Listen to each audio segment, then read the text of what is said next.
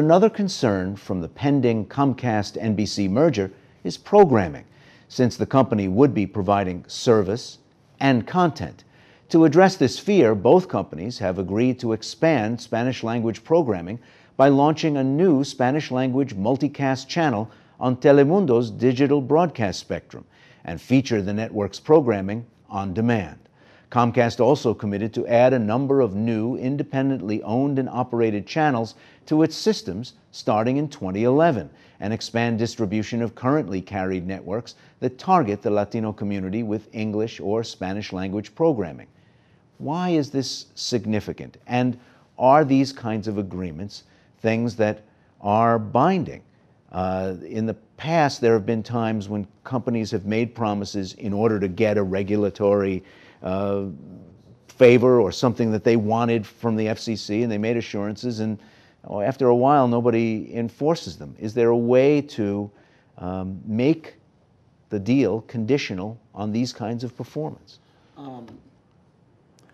I'm concerned about this, and NHMC obviously is one of the groups that signed this Memorandum of Understanding. So just explain more about the legality, and Tyrone as well. How do you make these MOUs binding? I'm really concerned that that even let's say it's legally binding, right? Will the FCC have the will to actually make sure that Comcast lives up to his obligation? Let's say, who will have the stomach to hold these companies accountable? Will Comcast accountable? Will the Latino groups, I'm not down NHMC's commitment to this, but some of these other Latino groups, will they actually hold Comcast's feet to the fire if they don't make good on their promises? I'm really concerned about that because these organizations don't have a history of criticizing telecom companies because they have a close relationship financially with them, they support them and all that. So I'm really concerned that the intention is good, but we've seen these agreements before, and that is not going to they're not going to live up to the commitment. And more importantly, this raises the barrier of entry. This is media consolidation. Comcast doesn't call it media consolidation. This is media consolidation in a way we have never seen before. And this is going to raise the barrier of entry for Latinos to own local TV stations, cable networks, and potentially, as the previous segment, without strong network neutrality rules, what's going to happen to our online voices? So this is problematic. Well, since Jessica's here, let's just turn and ask her. Will organizations like the National Hispanic Media Coalition be able to make sure Comcast complies with its assurances about programming? Absolutely. We would not have signed the MOU had we not felt that we had the mechanisms in place to hold them accountable. In fact, towards the end of the negotiations, we came upon this issue of getting Comcast diversity numbers, their programming numbers, all of their statistics, so that the organizations that negotiated the agreement can issue, or in HMC, we can do it together or separately, can issue annual progress reports, much like we do with the television networks. And this was a deal breaker. If we couldn't get this, we would not have signed the MOU, but we did. And I do think that's one very powerful way to keep Comcast to hold true to its promises.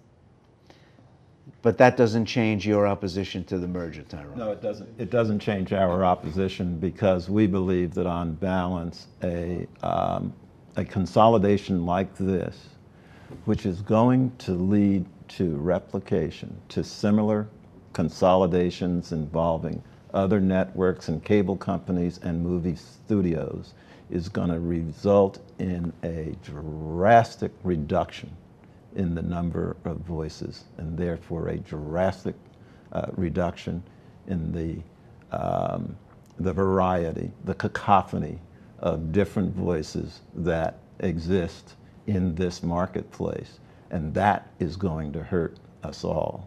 At the same time, I do feel, and I have said, that I think that the commitments that Comcast has made are very significant and would be pluses if the overall merger could be approved. I feel that it can't be approved.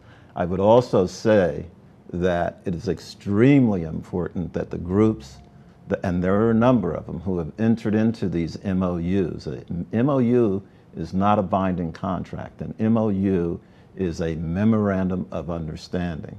Those MOUs have to be turned into binding contracts and binding conditions that are enforceable at the FCC. What I would suggest, Jessica, is that you look at the example of the NBC affiliates. They also have entered into binding agreements because they're concerned that perhaps some of the sports programming will be taken away from them as a result of this merger, for example.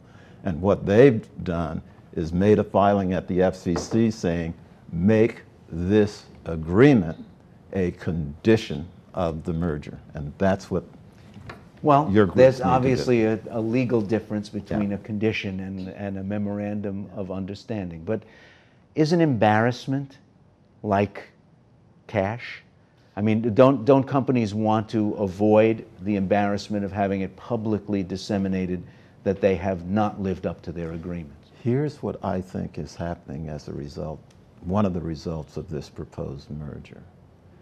A company that I admire very much in terms of what they've accomplished in terms of bringing cable from the point where it was considered a stepsister to broadcasting to the point where it is the most dominant distribution medium in the country today. This company has done a large part of that, and I admire them for that.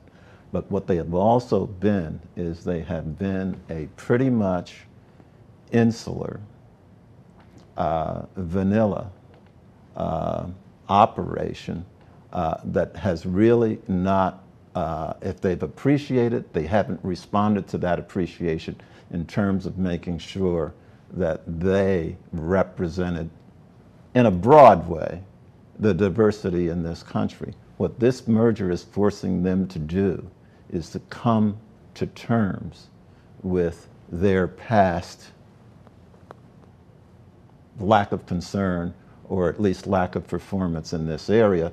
And if the merger goes, whether the merger goes through or not, they are going to be a different kind of corporate citizen tomorrow than they have been in the past. Well, we're close to the end of our program. Is there still time to be heard, to modify the terms of the deal, to petition Congress or federal agencies to take closer looks at parts of the deal, or is this pretty much moving through as is? There's still time to weigh in. Definitely weigh in with your member of Congress. For sure, there's been efforts from the Hill to make sure that conditions are placed. Right now, the merger is at the Department of Justice. Then, if it's approved at the Department of Justice, go to the FCC. So yes, definitely weigh in the FCC. Weigh in with your member of Congress to say that there needs to be a high hurdle to approve this merger.